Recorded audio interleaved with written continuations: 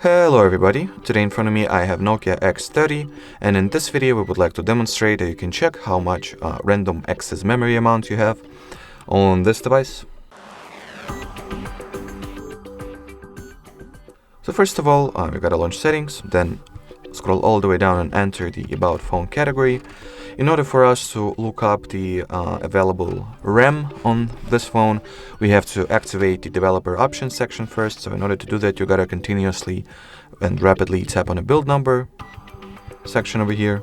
As you can see, we'll finally eventually get the "you are a developer now" message. So after that, enter the system category of settings. In here, you'll be able to find the developer options tab that previously was not visible, was hidden.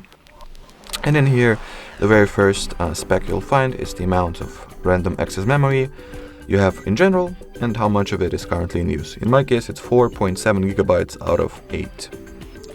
Alrighty, so that would be it. Thanks for watching and bye bye.